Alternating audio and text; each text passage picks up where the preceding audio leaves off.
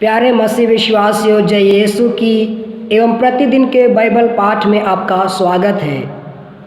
आज का पहला पाठ संत याकूब का पत्र अध्याय 3 वचन संख्याएं 1 से 10 तक। पाठ का मूल वाक्य है, कोई भी मनुष्य अपनी जीभ को वश में नहीं कर सकता।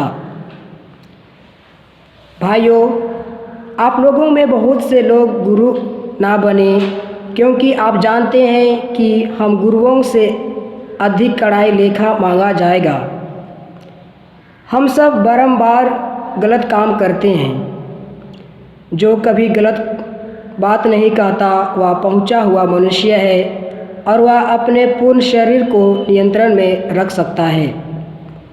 यदि हम घोड़ों को वश में रखने के लिए उनके मुंह में लगाम लगाते हैं तो उनके सारे शरीर को इधर उधर घुमा सकते हैं। जहाज का भी उदाहरण लीजिए, वह कितनी ही बड़ा क्यों ना हो और तेज़ हवा भी भले ही बहाया जा रहा हो, तब भी वह कर्णधार की इच्छा के अनुसार एक छोटी सी पतवार से चलाया जाता है। इसी प्रकार जीव शरीर का एक छोटा सा अंग है, किंतु वह शक्तिशाली होने का दावा कर सकती है। देखिए, एक छोटी सी चिंगारी कितने विशाल वन में आग लगा सकती है। जीभ भी एक आग है जो हमारे अंगों के बीच हर एक की बुराई का स्रोत है।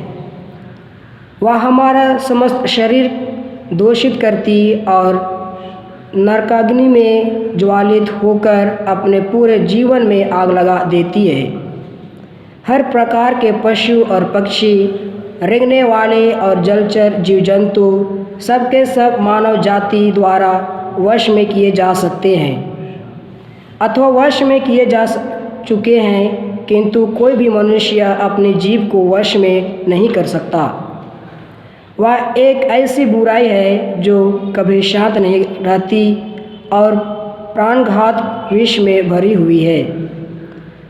हम उससे प्रभु एवं पिता की स्तुति करते हैं और उससे मनुष्य को अभिशाप देते हैं, जिन्हें ईश्वर ने अपना प्रतिरूप बनाया है। एक ही मुख से स्तुति और अभिशाप निकलता है। मेरे भाइयों, यह उचित नहीं है। प्रभु की वाणी। ईश्वर को धन्यवाद। और आज का सुसमाचार पाठ संत मार्कुस के अनुसार पवित्र सुसमाचार अध्याय 9 पद संख्याएं 2 से 13 तक से लिया गया है। वचन कहता है, यीशु ने पेतरुस, याकूब और योहन को अपने साथ ले लिया और वह उन्हें एक ऊंचे पहाड़ पर एकांत में ले चले। उनके सामने ही यीशु का रूपांतरण हो गया।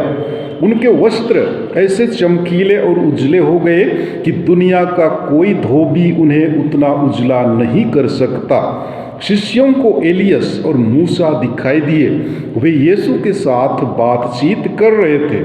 उस समय पेतरुस ने यीशु से कहा, गुरुवर, यहाँ होना हमारे लिए कितना अच्छा है।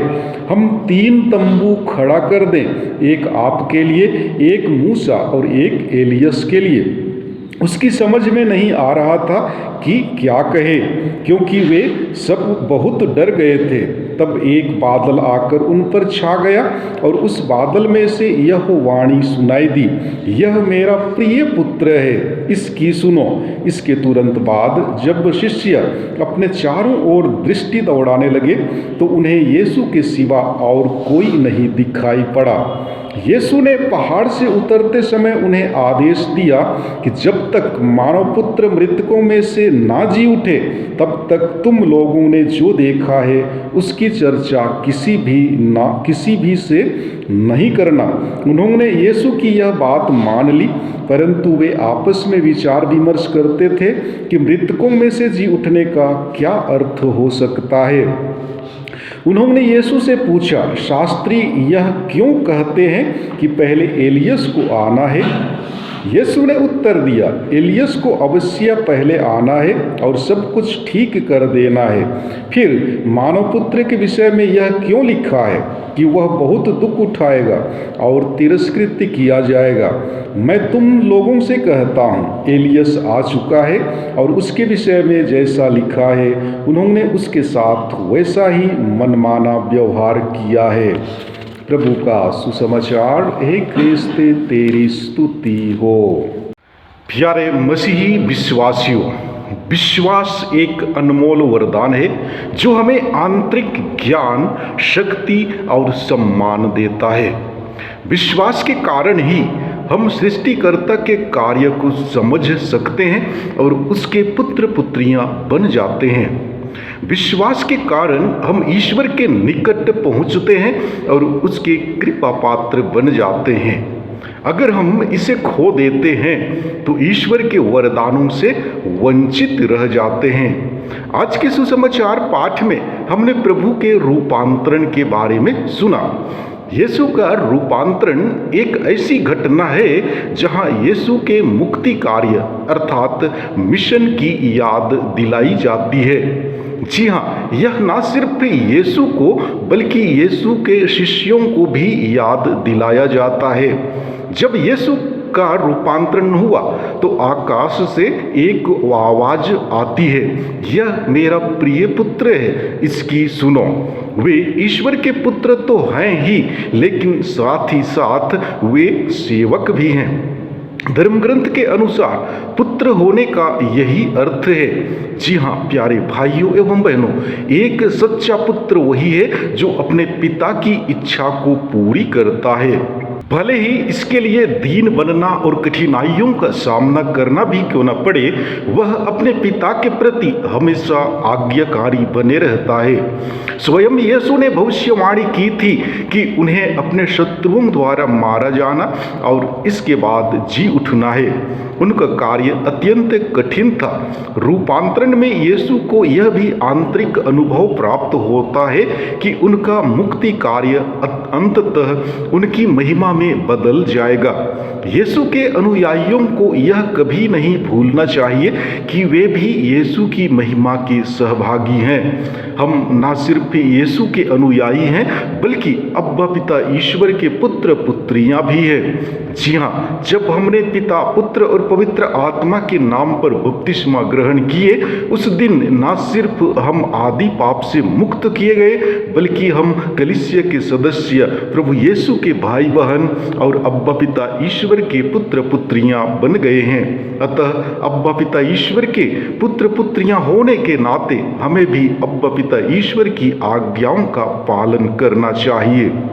तभी हम अब्बा पिता ईश्वर के सच्चे पुत्र पुत्रियां बन सकते हैं और सच्चे पुत्र पुत्रियां होने का जो अर्थ है उसे पूरा कर सकते हैं। और आज के पहले पाठ द्वारा संत याकूब हमें अपने जीभ पर नियंत्रण करने का सलाह देते हैं। जी हाँ, याकूब जानते थे कि जीभ पर नियंत्रण आसान नहीं है। जो अपने शब्दों का ध्यानपूर्वक प्रयोग करता है उसने आत्म संयम रखना सीख लिया है, वह सुनने के लिए तत्पर रहता है। याकूब के अनुसार जीभ पर नियंत्रण करने से ही एक व्यक्ति अपने शरीर एवं वासनाओं पर विजय पा सकता है।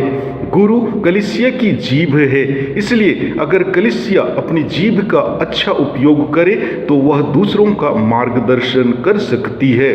याकूब यहाँ छोटी चीजों का उदाहरण देता है जिनका परिणाम बड़ा होता है। जैसे घोड़ों को वश में रखने के लिए उनके मुंह में लगाम लगाई जाती है।